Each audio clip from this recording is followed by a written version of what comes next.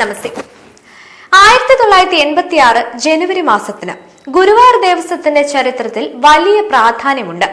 ജനുവരി 3, 1986 32 number ഭരണസമിതി തീരുമാനപ്രകാരം Guruvayur ദേവസ്വത്തിലേക്ക് 66 kV substation സ്ഥലം ഏറ്റെടുക്കാൻ തീരുമാനിക്കുന്നു.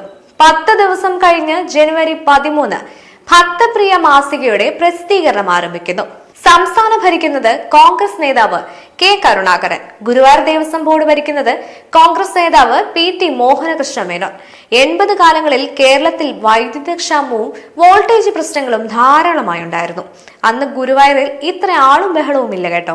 അങ്ങനെ ഇരിക്കെയാണ് ക്ഷേത്രത്തിലേക്ക് ഒരു 66 kV സബ്സ്റ്റേഷൻ തന്നെ പണിയാൻ PT മോഹനകൃഷ്ണ മേനോന്റെ നേതൃത്വത്തിൽ ഭരണസമിതി തീരുമാനമെടുക്കുന്നത്.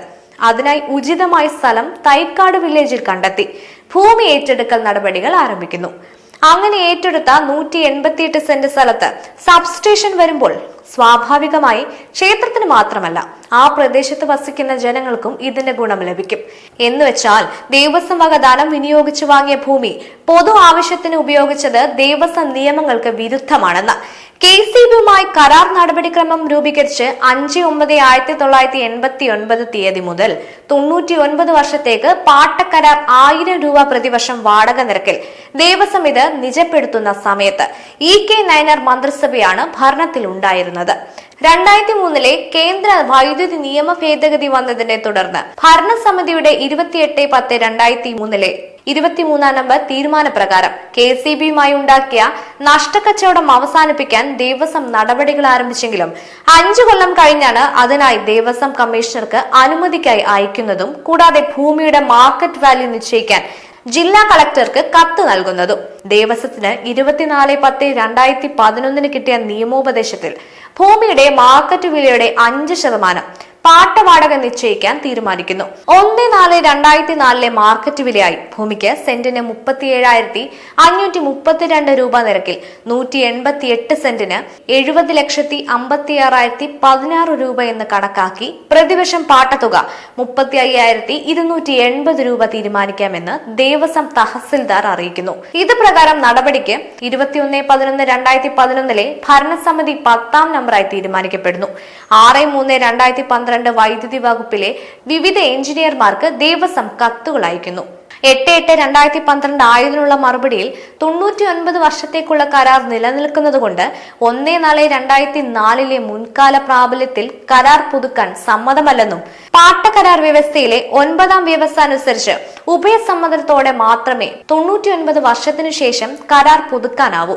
എന്നുവെച്ചാൽ KCB പറ്റില്ലെന്ന് പറഞ്ഞാൽ 1000 വാങ്ങി ശിഷ്ടകാലം കഴിയണം ദേവസ്വം എന്നൊരു ധ്വനി.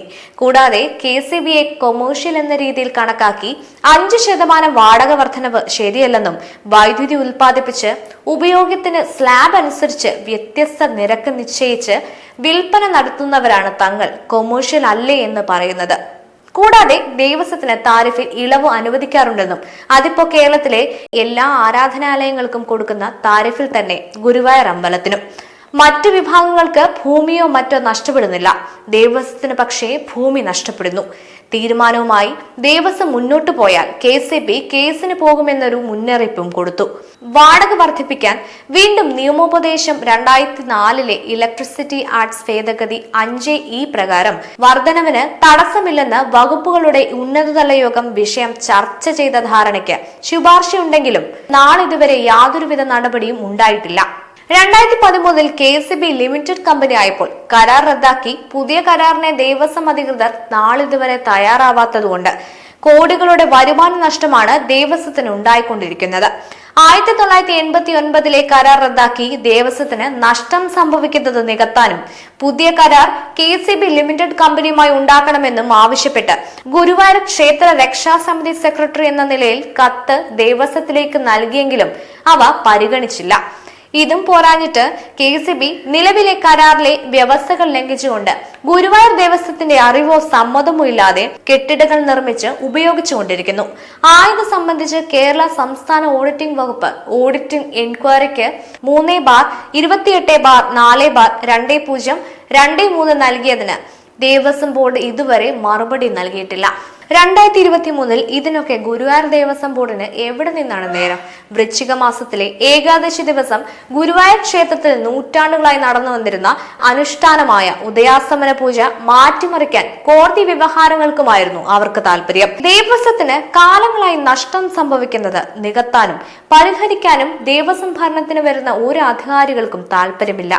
രാഷ്ട്രീയക്കാർ ക്ഷേത്രം ഭരിച്ച് അവരുടെ രാഷ്ട്രീയ താല്പര്യങ്ങൾ മുൻനിർത്തി ക്ഷേത്ര വിഭവങ്ങൾ പൊതു ആവശ്യത്തിലേക്ക് ഉപയോഗിക്കുന്നതിന് ലളിത ഭാഷയിൽ പറയുന്നതാണ് അമ്പലത്തിലെ പൈസ സർക്കാരിലേക്ക് എടുക്കുന്നു എന്ന് തന്നെയാണ്.